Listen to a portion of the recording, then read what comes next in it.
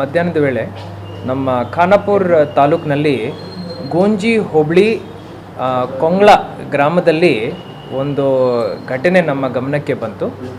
ಒಬ್ಬ ವ್ಯಕ್ತಿ ಶ್ರೀ ವೆಂಕಟ್ರವರು 52 ವರ್ಷದವರು.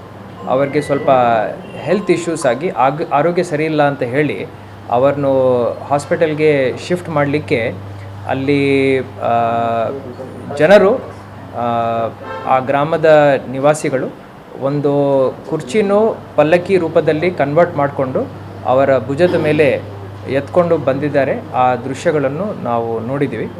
ಇದು ತಮ್ಮೆಲ್ಲರಿಗೆ ಗೊತ್ತಿರೋ ಹಾಗೆ ಭೀಮ್ಗಢ ಅರಣ್ಯದ ಒಳಗಡೆ ಇರೋ ನಿವಾಸಿಗಳಿಗೆ ಈ ಥರ ತೊಂದರೆಗಳು ಆಗ್ತಾ ಇರ್ತವೆ.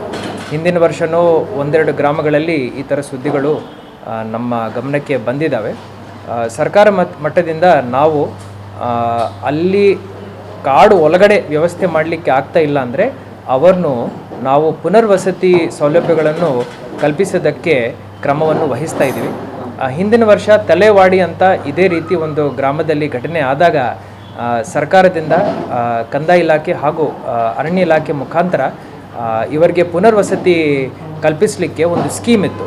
ಆ ಸ್ಕೀಮ್ ಅಡಿಯಲ್ಲಿ ಸರಿಸುಮಾರು 30 ಕುಟುಂಬಗಳಿಗೆ ಒಟ್ಟು ಸೇರಿ 140 ಜನರನ್ನು ಆ ಕಾಡು ಒಳಗಡೆಯಿಂದ ನಾವು ಹೊರಗಡೆಗೆ ತಗೊಂಡು ಬರಲಿಕ್ಕೆ ಸಾಧ್ಯವಾಗಿದೆ. ಈ ವರ್ಷ ನಾವು ಅಮ್ಗಾಂವ್ ಊರನ್ನು, ಅದೇ ರೀತಿ ಈಗ ಕೊಂಗ್ಳ ಊರಲ್ಲಿ ಏನು ತೊಂದರೆ ಆಗಿದೆ ಆ ಊರ ನಿವಾಸಿಗಳ ಜೊತೆನೂ ನಾವು ಮಾತುಕತೆಯನ್ನು ನಡೆಸಿ, ನಾನು DFO ಅವರು ಅಲ್ಲಿ ಎಲ್ಲ ಜನಪ್ರತಿನಿಧಿಗಳ ಜೊತೆ ಅಲ್ಲಿ ಹೋಗಿ ಭೇಟಿ ಕೊಟ್ಟು ಅವ್ರ ಜೊತೆ ಮಾತಾಡಿ ಮನವೊಲಿಸಿ, ಇದು ವಾಲಂಟ್ರಿ ಸ್ಕೀಮ್ ಆಗಿರುತ್ತದೆ, ನಾವು ಏನು ಒತ್ತಡ ಹಾಕಲ್ಲ. ಸೊ ಫಾರೆಸ್ಟರ್ ತಮಗೆ ಲಾಸ್ ಬಗ್ಗೆ, ಕಾನೂನು ಬಗ್ಗೆ ಗೊತ್ತಿದೆ.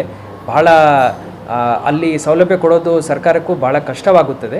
ಸೊ ಅವರು ಹೊರಗಡೆ ಜನ ವಸತಿ ಪ್ರದೇಶಗಳಿಗೆ ಅವರು ಬಂದಿದ್ದಾರೆ ಅಂದರೆ ಅದು ಬಹಳ ಸೂಕ್ತ ಅಂತ ಹೇಳಿ ಅವರಿಗೆ ಮನವೊಲಿಸಿ ಅವರನ್ನು ಈ ಸ್ಕೀಮ್ ಅಡಿಯಲ್ಲಿ ತಗೊಂಡು ಬರಲಿಕ್ಕೆ ನಾವು ಪ್ರಯಾಸ ಪಡ್ತೀವಂತ